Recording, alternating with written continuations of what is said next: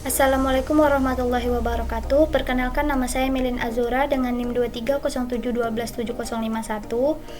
Di sini saya akan mempresentasikan hasil proyek akhir saya dari mata kuliah Probabilitas dan Statistika dengan judul Analisis Kualitas Udara di Kota-Kota Besar di Amerika Serikat.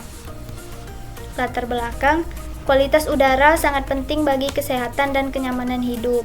Namun, aktivitas manusia seperti transportasi dan industri meningkatkan emisi polutan seperti NO2 atau nitrogen dioksida, O3 untuk ozon, SO2 sulfur dioksida, dan CO untuk karbon monoksida.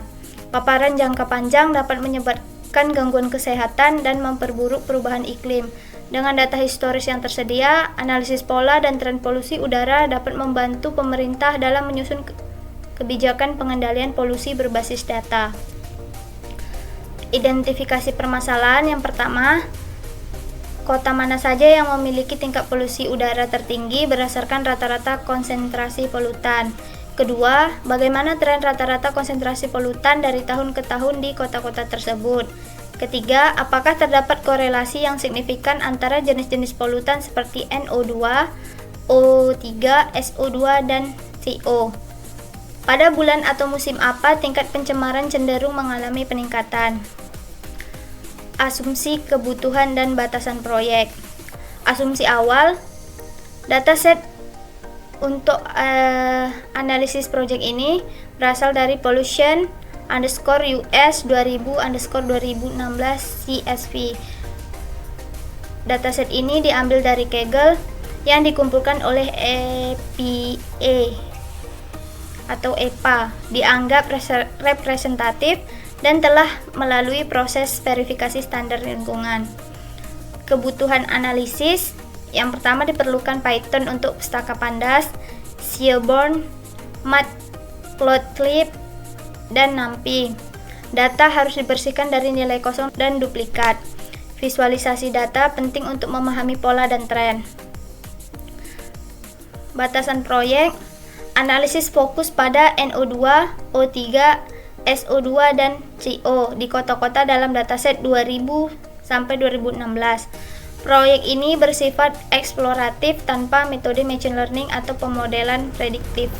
Tujuan dan hasil terukur proyek, yang pertama memahami kondisi pencemaran, mengidentifikasi tren pola dan hubungan antara polutan NO2, O3, SO2, dan CO di kota-kota besar Amerika Serikat. Kedua, identifikasi kota terpolusi, menemukan kota-kota dengan tingkat polusi tertinggi berdasarkan rata-rata konsentrasi polutan. Ketiga, memberikan insight faktual. Hasil analisis diharapkan menjadi dasar edukasi dan perumusan kebijakan lingkungan yang lebih baik. Struktur dataset. Dalam analisis ini, nama dataset yang digunakan adalah pollution_US_2000_2016.csv. Jumlah baris dari datasetnya lebih kurang 1.746.000 baris. Kolom utama yang sering digunakan yakni date lokal, city, state, NO2 min, O3 min, SO2 min, dan CO min.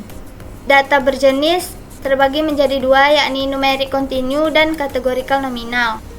Selanjutnya, telaahan data statistik deskriptif. Analisis statistik deskriptif menunjukkan sebaran data polutan. NO2 min dan CO min memiliki nilai minimum negatif, mengindikasikan potensi kesalahan data. NO2 min menunjukkan variasi, sementara O3 min relatif stabil.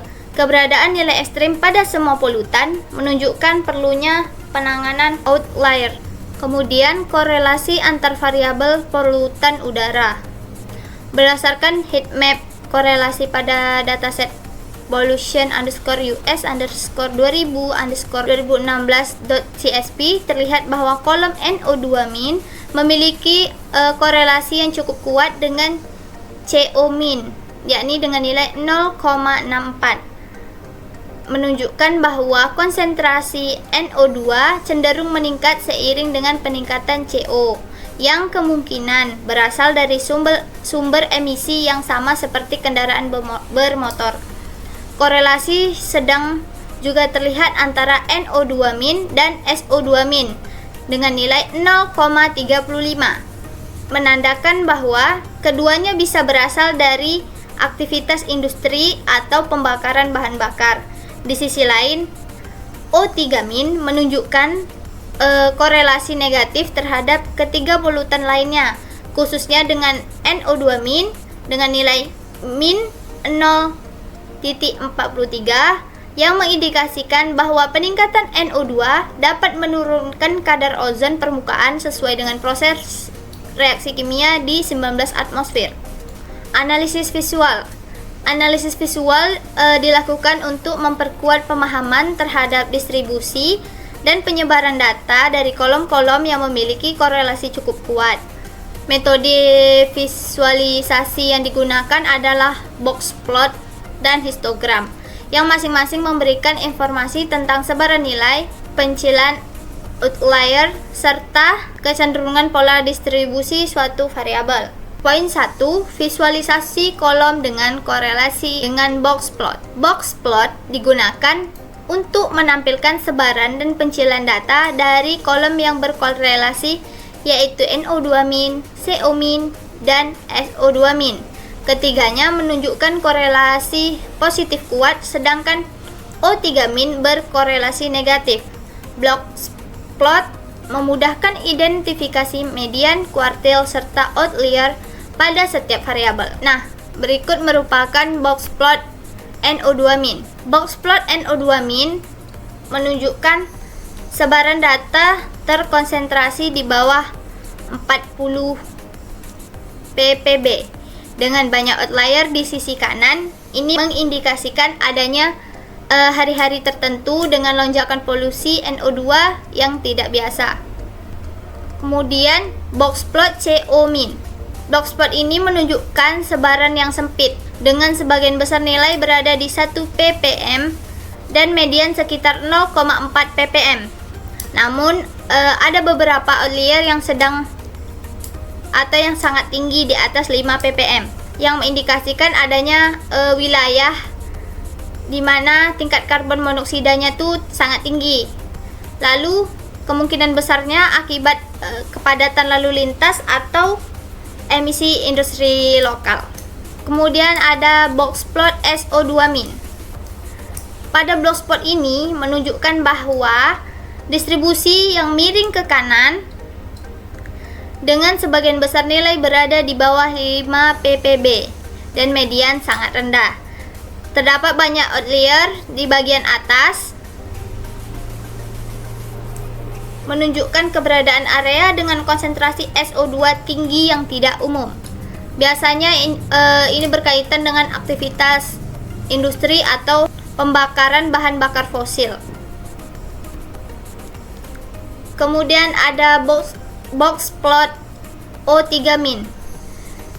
Di box plot ini memperlihatkan distribusi yang lebih simetris dan juga stabil, dengan mediannya sekitar 27 ppb atau outlier yang jauh lebih sedikit dibandingkan polutan lainnya. Nah, pada box plot ini karena dia outliernya jauh lebih sedikit, maka ini menunjukkan bahwa ozon permukaannya memiliki sebaran yang lebih merata dan konsisten di berbagai wilayah karena terbentuk secara sekunder dari reaksi kimia atmosfer, bukan emisi langsung. Poin kedua yakni visualisasi kolom dengan korelasi dalam masing-masing histogram. Setelah dilakukan visualisasi box plot, selanjutnya adalah menampilkan kembali kolom-kolom yang memiliki korelasi cukup kuat dalam histogram. Histogram membantu menunjukkan distribusi frekuensi suatu variabel sehingga dapat diketahui bahwa data menyebar secara simetris, miring ke kanan atau ke kiri, dan apakah terdapat konsentrasi data pada nilai tertentu. Berikut adalah hasil visualisasi histogram dari keempat kolom numerik utama. Histogram pertama yakni histogram NO2-. Bisa dilihat di gambar histogram NO2- menunjukkan distribusi yang miring ke kanan, dengan sebagian besar nilai berada di bawah 20 ppb dan puncaknya pada kisaran 5-15 ppb. Hal ini menandakan bahwa mayoritas wilayah memiliki tingkat pencemaran nitrogen dioksida sangat rendah hingga ke sedang. Namun, ada beberapa ekor panjang ke kanan yang menunjukkan adanya beberapa wilayah dengan konsentrasi NO2 yang sangat tinggi, lebih dari 120 ppb. Kemungkinan itu berasal dari kawasan industri atau daerah dengan lalu lintas padat. Pola distribusi ini diperkuat oleh kurva KDE yang mengikuti bentuk histogram. Histogram kedua, yakni ada histogram CO-, bisa dilihat pada gambar. Dia menunjukkan distribusi yang miring ke kanan, dengan mayoritas nilai berada di bawah 1 ppm dan puncak frekuensi pada kisaran 0,4 sampai 0,5 ppm. Nah, ini menunjukkan bahwa sebagian besar wilayahnya memiliki konsentrasi karbon monoksida yang rendah. Namun, terdapat ekor panjang ke kanan yang mengindikasikan beberapa wilayah dengan nilai ekstrim di atas 5 ppm. Pola ini menunjukkan bahwa kualitas udara umumnya baik, meskipun ada daerah tertentu yang perlu perhatian lebih karena tingkat polusi CO yang sangat tinggi. Histogram selanjutnya, yakni SO2-. Bisa dilihat pada gambar. Histogram ini menunjukkan distribusi konsentrasi sulfur dioksida atau SO2 yang sangat miring ke kanan, right skew, dengan mayoritas nilai berada di bawah 10 ppb. Puncak frekuensinya berada sangat dekat dengan 0, menandakan bahwa sebagian besar pengamatan memiliki kadar SO2 yang sangat rendah. Meskipun begitu, sejumlah kecil data yang memiliki nilai ekstrim di atas 300 ppb, dia akan mengindikasikan keberadaan outliernya atau kondisi pencemaran khusus di wilayah tertentu. Kemudian histogram O3-, bisa dilihat seperti gambar yang terlampir. Histogram ini menunjukkan distribusi yang relatif simetris dan bentuk normal mendekati distribusi normal, dengan puncak frekuensi sekitar 0,025 sampai 0,03 ppb. Mayoritas terkonsentrasi dalam rentang 0,01 hingga 0,65 ppb. Nah, pola ini menunjukkan bahwa konsentrasi ozon atau O3 tersebar merata tanpa kecondongan ekstrim ke salah satu sisi, menandakan distribusinya itu stabil dan umum ditemukan di berbagai wilayah dataset. Baiklah, kesimpulannya ada 4. Yang pertama, sebaran polutan tidak merata. Sebagian besar wilayah konsentrasi polutan rendah hingga sedang, namun outlier menunjukkan area dengan pencemaran ekstrim. Poin kedua, ozon atau O3 cenderung stabil.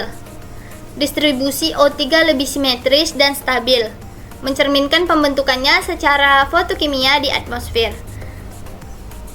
Poin ketiga, korelasi antar polutan signifikan. NO2 berkorelasi kuat dengan CO dan sedang dengan SO2, menunjukkan sumber emisi serupa. O3 berkorelasi negatif dengan polutan lain. Poin keempat, visualisasi mendukung temuan. Grafik mendukung kesimpulan bahwa kualitas udara umumnya baik, namun ada tantangan di titik-titik tertentu. Secara umum, kualitas udara di Amerika Serikat itu menunjukkan tren yang cukup baik di sebagian besar wilayah, namun tetap ada tantangannya di